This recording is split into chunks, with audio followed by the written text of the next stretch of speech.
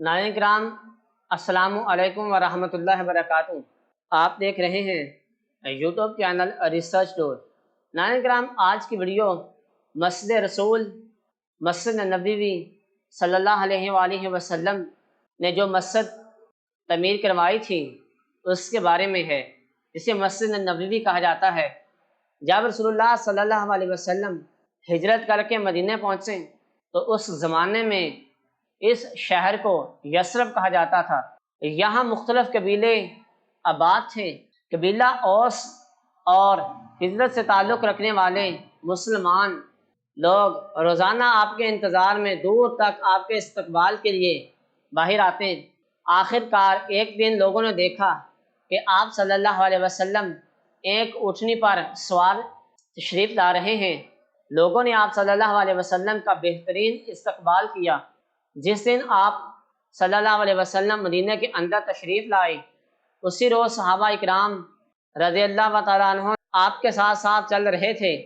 آپ کی حفاظت کی خاطر ان کے ہاتھوں میں نیزیں اور تلواریں چمک رہی تھیں۔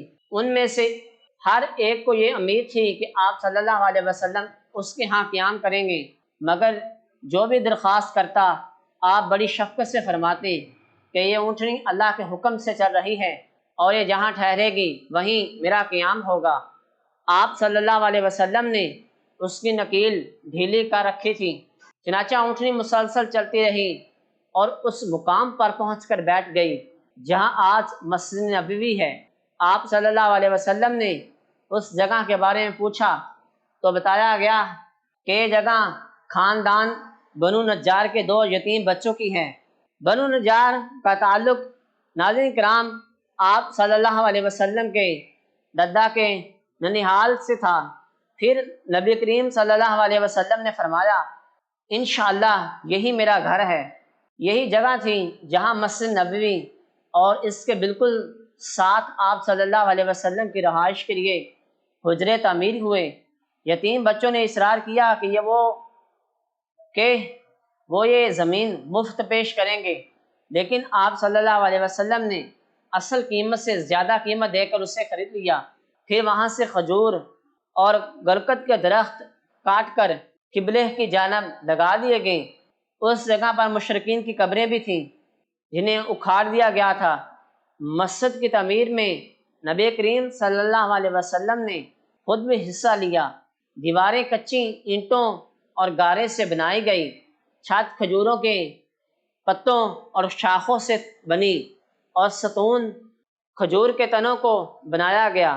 مسجد نبوی کی پہلی توسیع خود نبی کریم صلی اللہ علیہ وسلم نے کی، پھر حضرت عمر بن خطاب رضی اللہ تعالیٰ عنہ، پھر حضرت عثمان بن عفان اور بعد میں ولید بن عبد الملک نے اپنے اپنے عہد میں اس کی توسیع کرائی۔ بعد میں ترکوں نے اور دور حاضرہ میں بہت بڑے پیمانے پر شاہ عبد العزیز آل سعود اور شاہ فہد بن عبد العزیز نے توسیع کرائی۔ مسجد حرام کے بعد مسجد نبوی سب سے زیادہ قابل احترام مسجد ہے۔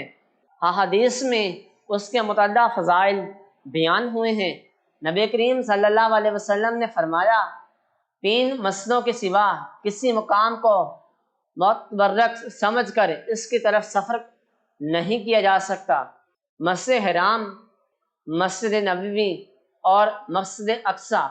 نبی کریم صلی اللہ علیہ وسلم نے یہ بھی فرمایا کہ میری مسجد میں ایک نماز مسجد حرام کے سوا کسی بھی مسجد کی 1000 نمازوں سے زیادہ افضل ہے، اور مسجد حرام میں ایک نماز پڑھنا کسی دوسری مسجد کی 1,00,000 نمازوں سے افضل ہے۔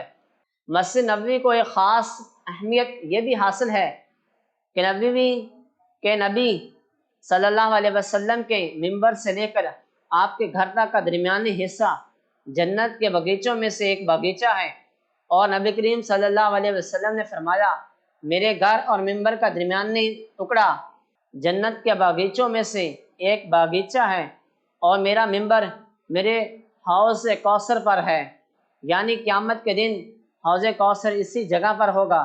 یہ جگہ اس لیے خاص ہیں۔